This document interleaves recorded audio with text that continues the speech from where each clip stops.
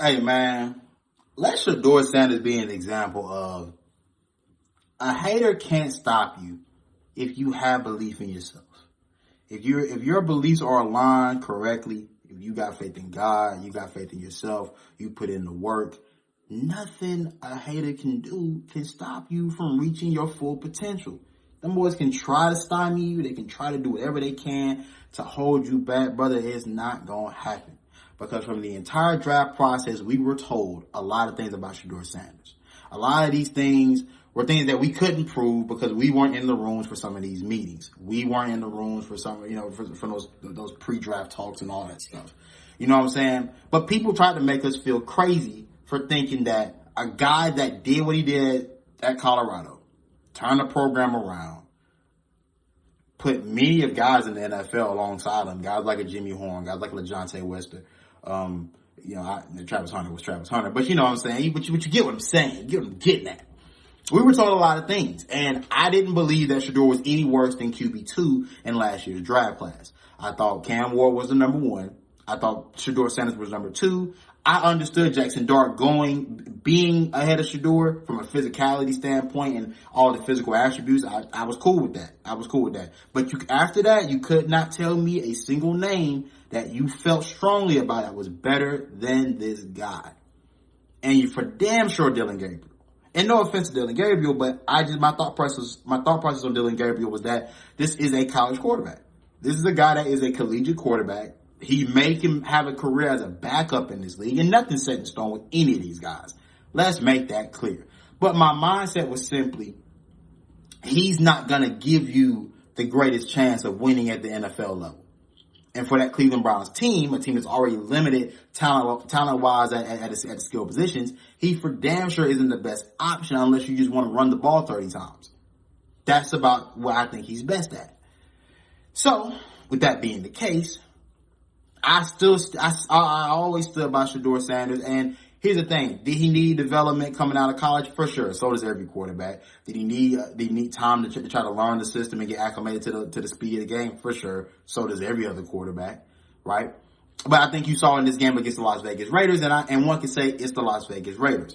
And I would also agree. But this is also a 5th round pick now. So see, now all of the things that I had said prior to were under the assumption that Shedeur Sanders would be going within the first 2 rounds, maybe first 2 to 3 rounds. But once we get to day 3, the expectations now get to change, and I get to change my landing marks as well. So this for a 5th round pick is phenomenal, right? This for a 5th round pick is phenomenal. This for a 1st round pick is a solid outing. That's an outing that you can be like, that's something we can work with. Still things we need to improve upon, but we can work with this at the very least. That's the mindset, right? And so that's what I think the Cleveland Browns got. I think you have a quarterback now that if he were to stay the quarterback for the remainder of the season, and it looks like he's going to get to start this upcoming week as well, he'll get a chance to prove whether he can help elevate this group or not. Now, I don't think this is an overly talented group, so if they start winning, so they put together a couple wins. They're 3-8 right now. So 3-8, 5 games left. If you win 2 more games, so you finish the season 2-3. He finishes the season 2-3. In the final 5, he would have finished 3-3 as a starter in the final 6. That's enough to be able to say, like, we may have to give him a shot. We may have to let him rock out, keep him on the roster, do whatever you want to do in terms of other quarterback competition, but keep him on the roster and let him at least compete for a job. You know what I'm saying? At the very least, right? Sure, for Shedeur Sanders though, man, I thought again solid showing. You saw the big playability with the throw to Isaiah Bond, just more of what he allows his offense to do. Dylan Sampson, obviously took the screen to the crib, which was the biggest play of that game. But either way, you see you see the ability to stretch the field more with his offense. You see more. I just know he has more ability. He has a stronger arm. Can move around the pocket. Doesn't move. I think Dylan Gabriel is a better runner between the two. But to me, I get more of a big play sense of if I'm asking a guy to play quarterback for me for 4 quarters, then I think Shedeur Sanders is the better option. Kevin Stefanski, from what Cleveland Brown fans have alluded to, Kevin Stefanski, once he is dead set on a guy being his guy or not being his guy, he's gonna go to the ends of the earth to make sure that that's the case. I mean, you look at what he's done with Deshaun Watson, not fitting a system around his skill set.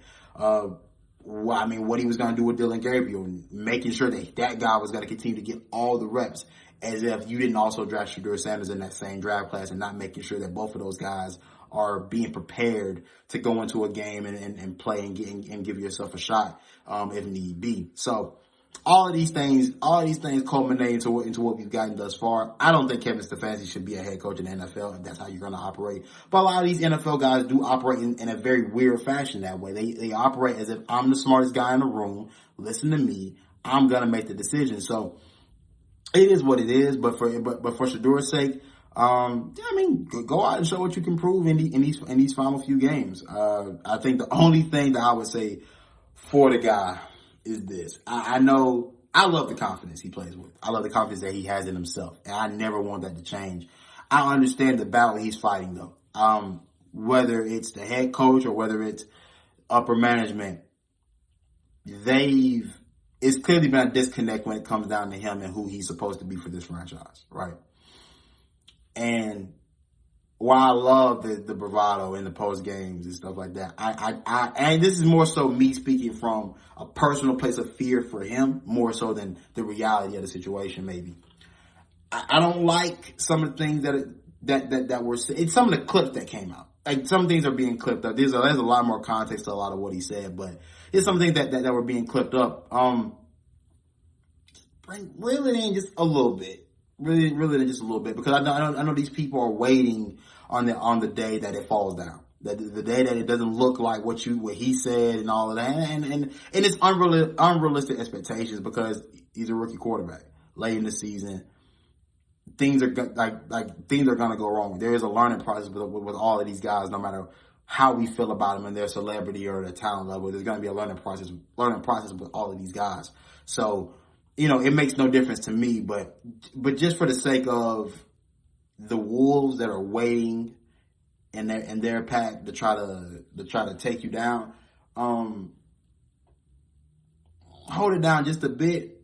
But also, F what I got to say. I ain't the guy that's doing it. So if that's how you get yourself going, man, that's how you get yourself going. So I mean, by all means, dog, ball out with it, man. I ain't got nothing bad to say about it whatsoever. Here's the thing about Shedeur Sanders and his future, though. I think that the best case scenario for him is still getting out of Cleveland. Showcase what you can do in these last 5 games. Get the film, and do the things the NFL guys now that you're actually in the league can say, "Oh, we can work with this," and put them in a position to at least trade you off at the very least, or make it as hard as possible for the guy in front of you. And I think that's all he can do. The opportunity is there. I'm happy for the kid. I think he's gonna have solid outings. We'll see what happens next week. Just to take a look. The next game they have, the San Francisco 49ers on November 30th. That look, obviously Robert Saleh is who he is as a defensive coordinator. That team isn't nearly as strong as their record would indicate. Go in there and ball out, man. Go in there and ball out. But, it is what it is. Let's get to it, though.